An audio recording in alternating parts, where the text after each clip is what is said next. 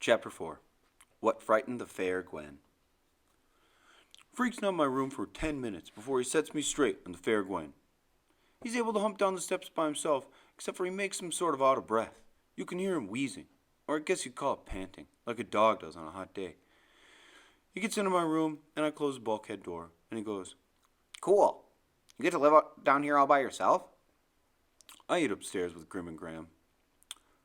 Freak works himself up onto the foot of my bed and uses a pillow to make himself comfortable. It's pretty dim down here.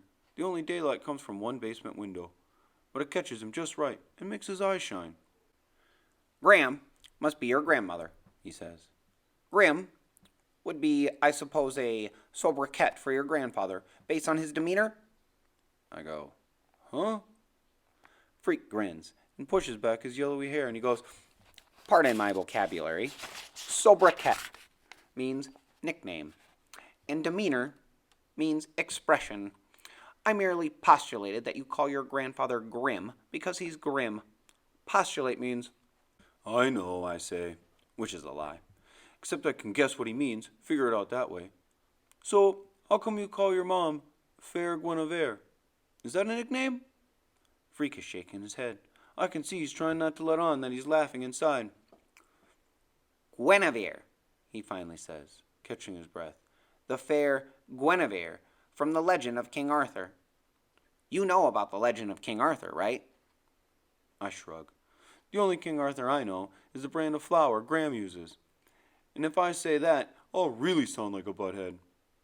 He goes, My mom's name is Gwen, so sometimes I call her the fair Guinevere, or Fair Gwen.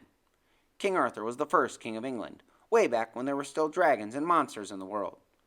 Arthur was this wimpy little kid, an orphan. And there was this magic sword stuck in a big stone, okay? The old king had died, and whoever could pull the sword from the stone proved he was the next king. All these big, tough dudes came from all over to yank on the sword, and they couldn't budge it. One day, this wimpy little kid tried it, when nobody was looking, and the sword slipped out like it was stuck in butter. So, he was the king, this little kid? Freak nods. He's really into this story, and he's making shapes in the air with his hands. This is the first time for me, hearing Freak really talk, and right away I know one thing. When he's talking, you can't take your eyes off him. His hands are moving, and it's like he's really seeing it, this story about an old king. Arthur's magical sword was called Excalibur, and the fair Gwen is this pretty girl who becomes his queen. Fair, in those days, meant the same as beautiful does now. Anyhow, Arthur got bored just sitting around, so he invited all the knights of England to come and live in his castle. They all ate supper around this round table, which is why they were called the Knights of the Round Table.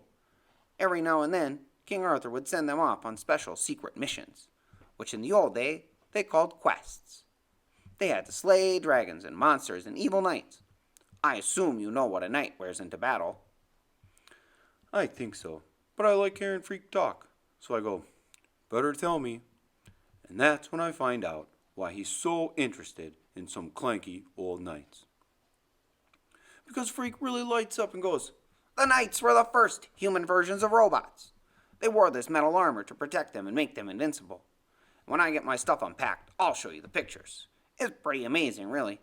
The hundreds of years before we had computers, they were already attempting to exceed the design limitations of the human body. I go, huh? And Freak sort of chuckles to himself, like he's expected me to go, huh? And he says, the design limitations of the human body, you know. Like we're not bulletproof, we can't crush rocks with our bare hands, if we touch a hot stove we get burned. King Arthur wanted to improve his men, so he made them armor-plated. Then he programmed them to go out and do these quests, slay the dragons and so on, which is sort of how they program robots now. I go, I thought there weren't any real robots, just in the movies. Boy, does that make his eyes blaze. Like, whoa, talk about laser beams. He's like fuming, so upset he can hardly talk. Finally, he gets control of himself and he goes, I suppose I must make allowance for your ignorance. On the subject of robots, you are clearly misinformed. Robots are not just in the movies. Robotics, the science of designing and building functional robots, is a huge industry. There are thousands of robot units presently in use, millions of them. They don't look like robots you see in movies, of course, because they're designed according to function. Many robotic devices are in fact sophisticated assembly units, machines that put together cars and trucks and computers. For instance, the space shuttle has a robot arm. Right? I say. I saw that on TV. Freak sighs and rolls his eyes. Ah, yes, he says. Television, the opiate of the masses. For about the 11th time, I go, huh? Opiate, drug, he says. Massive, that means large and heavy. Thus, television is a drug of fatheads. Opiate of the masses. You don't have a TV? Of course I have a television, he says. How else could I watch Star Trek? Matter of fact, I watch tons of tube, but I also read tons of books, so I can figure out what's true and what's fake, which isn't always easy. Books are like truth serum. If you don't read, you can't figure out what's real. This time, I don't say huh, because then I might have to explain how I'm an LD. And reading books is the last thing I want to do, right after trimming my toenails with a lawnmower, gargling nails, and eating worms for breakfast. Of course, Freak has probably already guessed I'm learning disabled, because he's got a look around my room, and it isn't exactly a public library. I'll lend you some of my books, he says. Cool, I say. It's like just what I've been waiting for, another chance to prove I'm a butthead. Then we both hear it at the same time, this voice calling his name and sounding really worried. The Fair Gwen, he says. I gotta beam out of here. I go up and open the bulkhead door. And his mother is in the backyard, and she's looking right at the little red wagon. She catches sight of me coming up from the down under, and it's like somebody shot her, like she's scared out of her mind. Kevin, she says, I'm looking for a little boy. Freak is huffing and puffing, and he humps himself up the steps. And the fair Gwen grabs Freak and puts him in the wagon. I swear, she almost runs home. Like if she doesn't get away quick, something really bad's going to happen.